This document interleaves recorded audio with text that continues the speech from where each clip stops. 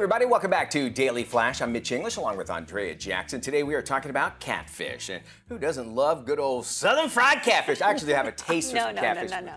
Mitch, it's not that type of catfish. We're discussing some catfish horror stories and what you should do with it or when it happens to you. Okay, I brought my hot sauce in for nothing is what you're telling me. Yeah, you did. Okay, for the uninitiated, being catfished is when you are lured into a relationship by someone using a fictional online persona, and there are hundreds of horror stories like this one.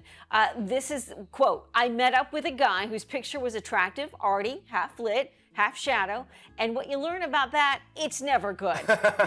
He was very strange looking in a way that maybe needed medical attention. I called a friend to come meet me out at the bar, and we pretended to run into each other and desperately needed to catch up. So that was her way of getting out of the situation there. So what should you do if you think you are getting catfished? Joining us to talk about it is relationship trauma expert Dr. Janie Lacy. Hey, Dr. Hi, Dr. Janie. Hello, good morning. Okay, you say you have 5 tips, and the first one is just to cut off all contact altogether. Okay, that to me, somebody that has been pursuing you, when you do that, they'll want to continue. Is that what you're doing when you cut them off altogether? It's going to be a difficult situation, however you look at it. But if you develop strong emotional ties, it would be especially difficult. But you have to cut off that person, especially for your mental well-being, and any further engagement. It's just going to give them more opportunities to manipulate your emotions, Mitch. You're also saying that you should file a report. Now, when we say file a report, generally that's if something had actually happened to you, or is it just to say, hey, I feel unsafe? What does filing a report do for those that might have been catfished? So usually there is a reporting system on whatever platform that person may have met them. So most social media and dating platforms have very strict policies against deceptive practices like catfishing. So that's why I say that you should report to help protect yourself and help other people in similar situations as well. You also recommend protecting your personal information.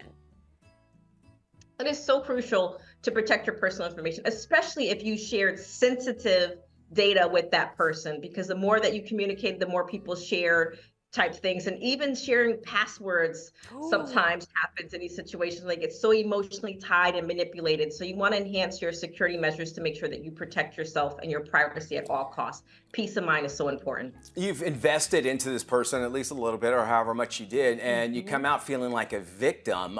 What should somebody do, like, as far as getting support? Is it, I'd be embarrassed to tell anybody. I'm not sure I would even expose, but do I need to, really work on that, or be able to find some kind of help?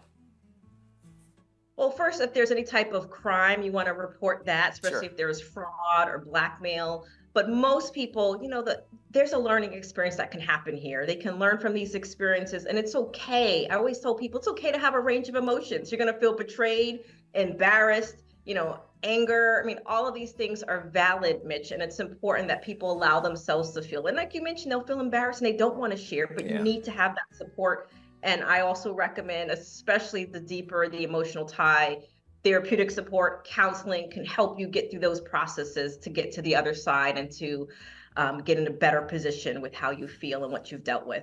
Janie, you touched on it a little bit. You said learn from your experience, which is your final tip on this list. You'd think at this day and age, with what we're exposed to with the shows, with the MTV show Catfished, we would all be a little bit more aware of this, but people are still learning from this. People are still learning from this, and they have to remember it's not a reflection of their worth at all or their ability to trust. These things happen, and they were probably engaging with this person under good trust and thinking that they were who they said they were. So in these situations, it erodes people's trust, and sometimes they have these self-blames, but they have to remember that in these situations, they're a stepping stone to better understanding and navigating, especially the online dating world. Dr. Janie Lacy, we'll talk to you again next week. And for more on getting help with relationship trauma, you can check out Dr. Janie Lacy at lifecounselingsolutions.com. Always love having her.